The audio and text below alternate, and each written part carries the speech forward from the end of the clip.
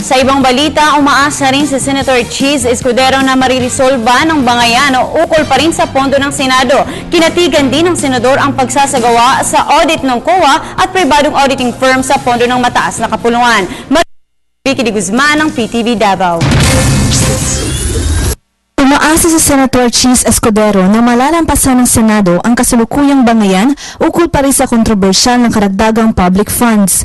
Ayon sa kanya, kahit ang mano ang antas ng pagbabangayan na ito ay humantong na sa personal na alitan, ang performance umano ng Senado ay maayos pa rin. Dagdag pa niya, kahit na ang iba umano ay nagbabangayan, ay natapos naman din niya at ng ilang senador ang Marcos Compensation Bill.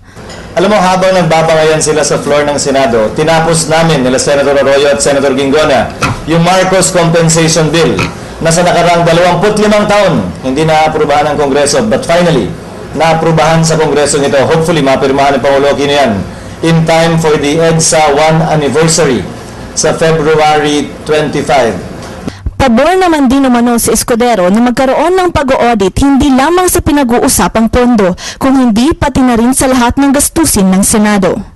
Pabor ako na buksan lahat ng libro ng Senado. Tingnan nyo, hindi dapat mamili. Pangalawa, magandang pakinggan sa telebisyon yung hinihiling niyang audit, pero tingnan nyo yung legalidad. Pwede bang gawin yun? Hindi. Sa ilalim ng konstitusyon, COA ang dapat nag-audit.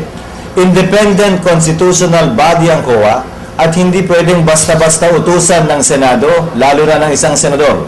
Hindi rin pwedeng patawan ng kondisyon ang COA na mag-audit kayo at parang walang tiwala, kailangan may nagmamatsyag ng private auditing firm sa likod nyo. Samantala, naniniwala naman din siya na ang bangayan o ang hindi pagkakaunawaan ng dalawang bansa ukol sa mga bagay ay madadala pa umano sa mabuting usapan at hindi na kailangan pa ng gyera upang malutasan ito. Hindi na uso ang gera bilang paraan na maresolbahan ang pagkakaiba o away o alitan sa pagitan ng dalawang bansa. Nadadaan yan sa usapan. Tiwala ako kay Pangulo Aquino na ano man ang mangyari, hindi niya bibitiwan ang ating karapatan at pagmamayari doon sa inaangkin ng China. Kaugnay naman sa pagbabago ng klima, inihayag naman din ng senatorial candidate Mig Zubiri na kinakailangan na umano ng matitibay na evacuation centers at hindi na mga paaralan ang gagamitin bilang pagtugon sa sinasabing climate change adaptation ng.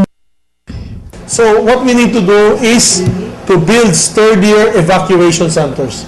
Dili na sila pwede ka-evacuate sa school buildings. Kaya school buildings dili ka-take sa mga 200 miles per hour, 200 km per hour winds. So, ang construction karon sa mga national government and local government institutions is maghimo sila ang mga structures na buhos o kanang hasta ilang atop buhos.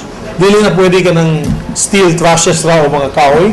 Kay daghan mga kabataan na patay tungod kay ang mga steel trusses nahulog o collapse tulad sa eskwelahan. Samantala, dumalo naman sa ika-17 Carancho Convention sina Escudero at Zubiri kasama sina senatorial candidates Grace Poe at Nancy Binay. Para sa Telebisyon ng Bayan, Vicky de Guzman.